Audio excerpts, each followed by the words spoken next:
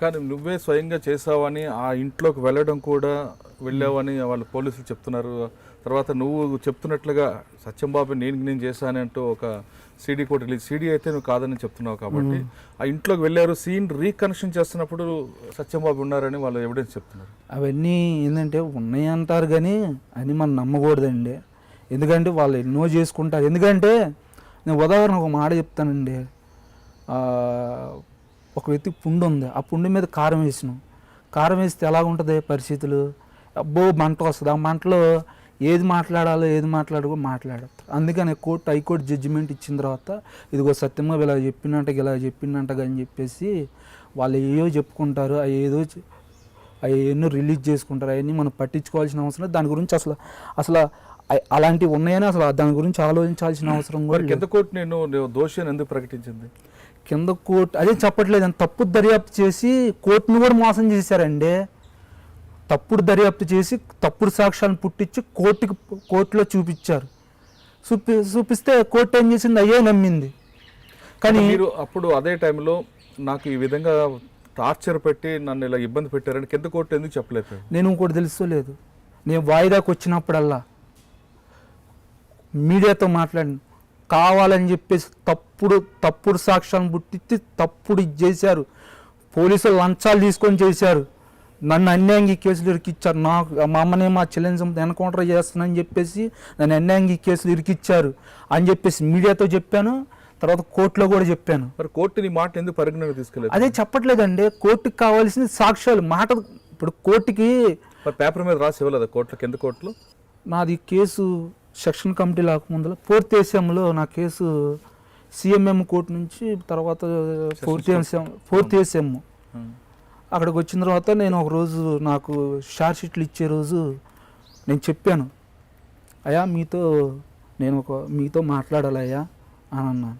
అని అంటే సరే అని చెప్పి మేషెంట్ గారు సరే అన్నారు. అయ్యా కావాలని చెప్పేసి మేషెంట్ గారు కూడా 4th ASM మేషెంట్ గారు కూడా సార్ మరి ఇట్లా సంగతి అంటే సార్ చెప్పమ్మా అని చెప్పేసి రాసుకున్నారు.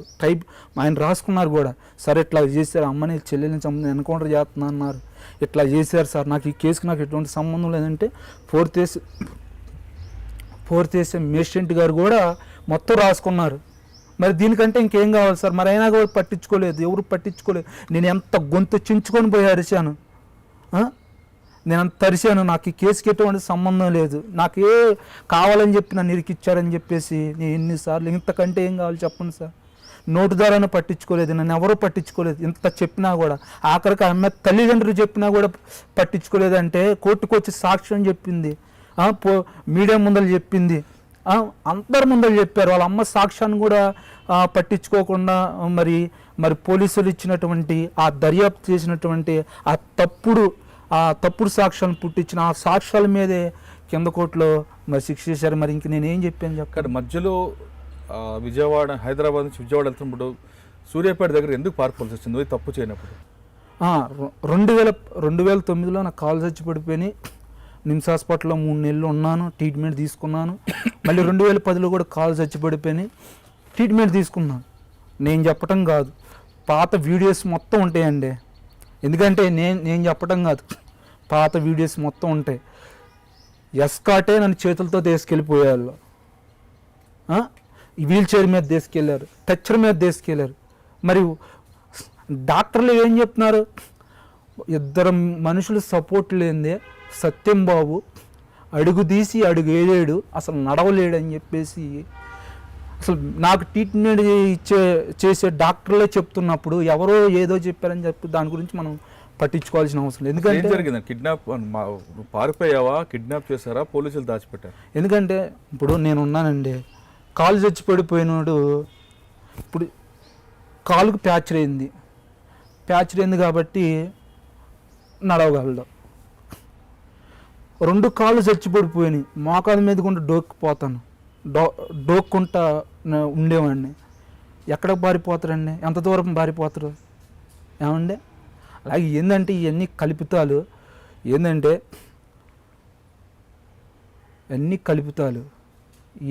కావాలని చెప్పి ఏంటంటే సత్యంబాబు ఏంటంటే జనాల దృష్టిలో ఏంటంటే సత్యంబాబు పారిపోయిండు అంటే చేసిండు కాబట్టి పారిపోయిండు, చేనుడు ఎందుకు పారిపోతారని చెప్పేసి సృష్టించడానికి. ఎందుకంటే ఈ ప్రజలు ఏమన్నా పిచ్చోళ్ళ, ఎందుకంటే మోసం చేయడానికి ఏమన్నా ప్రజల పిచ్చోళ్ళ కల్లారా చూస్తున్నారు కదా, సత్యంబాబు ఎక్కడికి పారిపోతారు. జనాలు కూడా నమ్మలేదు, కావాలని పోలీసులు ఎన్కౌంటర్ చేయాలను అని చెప్పేసి సృష్టించాలని. ఎందుకంటే సత్యంబాబు పారిపోయిండు కాబట్టే, తప్పు చేసిండు కాబట్టి పారిపోయిండు అని చెప్పేసి జనాల దృష్టిలో చూపించాలని, కోర్టుకు కూడా అలాగ తెలియపరచాలని చెప్పేసి అలా చేశారు. అలాంటిది ఏమీ లేదు. నన్ను ఏం చేశారు, తీసుకెళ్ళి మన నందిగాం డిఎస్పీ ఆఫీస్లో ఉంచారు. మన నందిగాం ఆ రోజు ఇక్కడ బయలుదేరిన తర్వాత సూర్యాపేట దగ్గర ఒక డాబా దగ్గర ఆగి భోంచేస్తున్న సమయంలో కళ్ళుగా పారిపోయాడు అన్నారు. అసలు ఏం జరిగింది ఆ రోజు? తీసుకొచ్చారు, నన్ను ట్రీట్మెంట్ అయిపోయింది, తీసుకొచ్చారు, మన నందిగాం డిఎస్పీ ఆఫీస్లో పెట్టారు. మన నందిగాం డిఎస్పీ ఆఫీస్లో పెట్టారు. తర్వాత చిత్రీకరించడమే సత్యంబాబు పారిపోయిండు, మేము సూర్యాపేట భోజనం హోటల్ చేస్తుంటే మా కళ్ళు కప్పు పారిపోయిండు అని చెప్పేసి ఓట్ చేశారు. లేదు, మా నందిగాం డిఎస్పీ ఆఫీస్లో ఉంచారు. ఇక నందిగాం డిఎస్పీ ఆఫీస్లో అంటే మీరు ఇక్కడ ఆర్టీసీ బస్సులో వెళ్ళావు కదా, ఎక్కడ ఆర్టీసీ బస్సు కాదండి, మమ్మల్ని వ్యాన్లో తీసుకెళ్లారు. వ్యాన్లో వచ్చి డైరెక్ట్ గా అక్కడికే తీసుకెళ్ళారు. మన నందిగాం డిఎస్పీ ఆఫీస్ తీసుకెళ్లారు. మన నందిగాం డిఎస్పీ ఆఫీస్ తీసుకెళ్ళి మన నందిగాం డిఎస్పీ ఆఫీస్లో ఉంచి ఏం చేశారు, సత్యంబాబు పారిపోయిండు అన్నారు. మళ్ళీ ఎప్పుడు దొరికిండు? 24 గంటల్లో దొరికిండు సత్యంబాబు. అంటే ఇప్పుడు వెంటనే పారిపోయిండు, మీకు వెంటనే దొరికింది. ఓయ్ అసలు చెప్పటానికైనా సరే, ఎవరన్నా వినటానికైనా సరే కొంచెం అన్నా. ఇక్కడ నందిగామ దగ్గర బంధువుల ఇంటికి వెళ్ళావు, అక్కడ డబ్బులు తీసుకుంటే? లేదండి, ఏం లేదు. మా నందిగాం డిఎస్పీ ఆఫీస్లో ఉంచారు. మరుసటి రోజు సాయంత్రం ఇదిగో సత్యంబాబుని మేము పట్టుకున్నాం ఇదిగో అని చెప్పి నందిగాం డిఎస్పీ ఆఫీస్లో,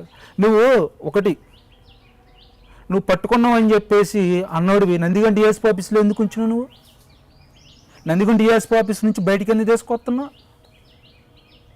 మనలో మాట, సత్యంబాబుని పట్టుకున్నా అన్నోడివి, అక్కడ చుట్టుపక్కల ఏదన్నా స్టేషన్ ఉంటే ఎక్కడ పట్టుకున్నా అన్నారు? నందిగామ దగ్గర సార్ స్టేషన్ ఉంటుంది కదా, స్టేషన్లో ఉంచేసి ఇంకో సత్యంబాబుని మేము పట్టుకున్నాం ఇదిగా అని చెప్పి. లేకపోతే పారిపోయిందేమో సూర్యాపేట లిమిట్స్, దొరికింది నందిగామ లిమిట్స్ కాబట్టి నందిగామ డిఎస్పీ ఆఫీస్ దగ్గర ప్రొడ్యూస్ చేశారు. నందిగాం ఇప్పుడు సరే ఉదాహరణ, నందిగాం డిఎస్పీ ఆఫీస్లో ఉంచారు. నీకు నందిగాం డిఎస్పీ ఆఫీస్లో ఉంచడానికి కారణం ఏంటి? అప్పుడే మరి నువ్వు ఎప్పుడు దొరికిందన్నారు, అప్పుడే చూపించవచ్చుగా. నువ్వు ఎప్పుడు దాకా ఉంచిన? సాయంత్రం దాకా ఉంచును. సాయంత్రం వరకు ఏం చేశారు? అక్కడ కూర్చోబెట్టారు, లోన కూర్చోబెట్టారు. డిఎస్పీ ఆఫీస్ పైన కూర్చోబెట్టి రూమ్ ఉంటే రూమ్లో కూర్చోబెట్టారు. సాయంత్రం దాకా ఉంచారు. మీడియాను పిలిపించారు. ఏం చేశారు? మీడియాను పిలిపించి నడిపించుకుంటూ కూడా రాలా, ఎత్తుకొని వచ్చారు. చూడండి ఒక్కసారి, పారిపోయాను అని చెప్పేసి పోలీసు వాళ్ళు చెప్తుంటే మళ్ళీ డిఎస్పీ ఆఫీస్ నుంచి మళ్ళీ ఎత్తుకొని తీసుకురావటం ఏంటండి? నువ్వే పారిపోయింది అని చెప్పేసి అన్నావు, కాళ్ళు ఉన్నాయి అన్నావు, మళ్ళీ నువ్వు చేతుల మీద ఎత్తుకున్నా ఎందుకు వస్తున్నావు? మరి నడిచేవాడిని అంటే బిడ్డ ఆలోచించండి. సో సాయంత్రం దాకా డిఎస్పీ ఆఫీస్ నుంచి సాయంత్రం మీడియాని పిలిపించి మీడియా ముందల ఏం చేశారు? కారులో ఎక్కించుకొని తీసుకెళ్ళిపోయారు. తర్వాత నీ మీద కోర్టులో కేసు వాయిదా నడిచింది, నువ్వు దోషి అని కింద కోర్టు నిర్ధారించింది. ఆ రోజు ఏమనిపించింది ఒకసారి? ఏ కేసు అండి అది? ఈ కేసులోని ఇది అయేష కేసు. ఒకటి ఏంటంటే అండి, నువ్వు దోషిగా నిర్ధారించిన రోజు ఎలా ఫీల్ అయ్యేవారు అసలు? ఎందుకంటే నేను ఫస్ట్గా నుంచి నాకు నమ్మకం ఉండేది, నేను చెయ్యన్నారానికి జైల్లో పెట్టారు, న్యాయం నా పక్షానే ఉంటుంది అని చెప్పేసి నేను ఫస్ట్గా నుంచి అదే విధంగా మీడియాతో చెప్తున్నాను, కోర్టులో కూడా, మహిళా కోర్టులో కూడా అదే చెప్తున్నాను, అందరితో అదే చెప్తున్నాను. కానీ చివరికి ఎవరేం చేస్తారండి, తప్పుడు దర్యాప్తు చేసి తప్పుడు సాక్ష్యాలను పుట్టించి కోర్టుకు అప్పు చెప్పినప్పుడు కోర్టు కూడా ఏం చేసింది, అదే నమ్మేసి కోర్టు అదే చేసింది శిక్ష. నాకు శిక్ష పడ్డ తర్వాత నాకు అరే నేను చెయ్యన్నారానికి నాకు శిక్ష పట్టవేంటి? అంటే ఆర్థికంగా కానీ రాజకీయంగా కానీ పలుకుబడిగా లేకపోతే ఇలా తప్పుడు దర్యాప్తులు చేసి కోర్టుకు తప్పుడు సాక్ష్యాలు పుట్టించి ఇలా చేస్తారు. అదే నాకు పొలిటికల్గా కానీ అదే రాజకీయంగా కానీ ఆర్థికంగా కానీ పలుకుబడి ఉంటే నేను కూడా బయట ఉండేవాడిని, ఇలాగ కేసుల్లోకి వచ్చేవాడిని కాదు. నాకు ఇవన్నీ లేవు కాబట్టి నన్ను అన్యాయంగా ఈ కేసులో పెట్టారు. అన్యాయంగా ఇచ్చేసి శిక్ష వేయించారు అని చెప్పి ఫస్ట్ బాధపడ్డాను.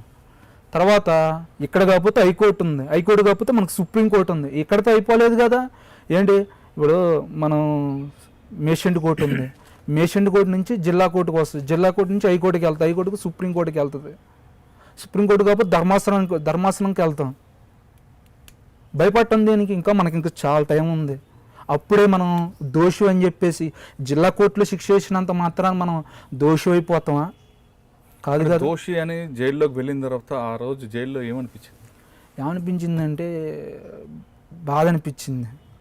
బాధ అనిపించి ఏంది పరిస్థితి ఏంటి అంటే, నాలాంటి అంటే చెయ్యన్నారానికి కూడా శిక్ష పడిద్దా, చేసిన వాళ్ళు అంటే చెయ్యన్నారానికి కూడా శిక్షలు పడతాయా అనిపించింది. అనిపించినప్పుడు కొంచెం బాధపడ్డాను. తర్వాత నాకు నేనే ధైర్యం తెచ్చుకొని ఇక ఇది కాకపోతే హైకోర్టుకు అప్పీల్ చేసుకుందాంలే. మా లాయర్ గారు చెప్పిండు, సత్యంబాబు ఇక్కడితోనేం అయిపోలేదు, మనకు హైకోర్టు ఉంది కాబట్టి ఏం టెన్షన్ పడాల్సిన అవసరం, ధైర్యంగా ఉండు, మనకు హైకోర్టులో చూసుకుందాం అని చెప్పేసి, ఇక్కడ శిక్ష పడ్డా అంత మాత్రం నువ్వు దోషి అవ్వాలి సత్యంబాబు, ఇంకా నువ్వు నిర్దోషి నిరూపించుకోవడానికి ఇంకా మనకు 2 కోర్టులు ఉన్నాయి, హైకోర్టు ఉంది, సుప్రీంకోర్టు ఉంది, కాబట్టి దాని గురించి ఆలోచించొద్దన్నప్పుడు మా లాయర్, విజయవాడ లాయర్ పిచ్చికి శ్రీనివాసరావు గారు చెప్పారు. కొంచెం ధైర్యం అప్పుడు ఇంకా మనం ఇంకేంటి, ఇంకా 2 కోర్టులు ఉన్నాయి, ఇంకా భయపడేంతవరకు ఎప్పుడు జైలు మొక్కం చూసావు? అసలు నాకు అసలు అంత మనకంత అసలు జైలు గురించి అసలు అంతగా ఆలోచన నాకు తెలియదు. అంటే అదే మొదటిసారి? అంతకుముందు ఒకటి 2008లో ఒక సెల్ ఫోన్ చోరీ కేసు ఒకటి ఉందండి. ఎందుకంటే ఇది వాస్తవమే, అది సెల్ ఫోన్. అది కూడా ఏంటంటే చిన్నప్పటి నుంచి నాకు సెల్ ఫోన్ అంటే చాలా ఇష్టం, ఆ ఇష్టంతోనే ఆ సెల్ ఫోను నేను అది దొంగతనంగా తీసుకున్నాను. అది ఎందుకంటే అదే అంతకుముందు నా మీద ఏం కేసులు, అదే ఇంకా నా మీద అదే, దానివల్లనే నన్ను ఇదిగో ఇలా చేశారు నన్ను. అంటే నువ్వు సెల్ ఫోన్ కేసు అంటున్నావు కానీ నందిగామ లిమిట్స్లో నీ మీద 17 కేసులు కనపడుతున్నాయి.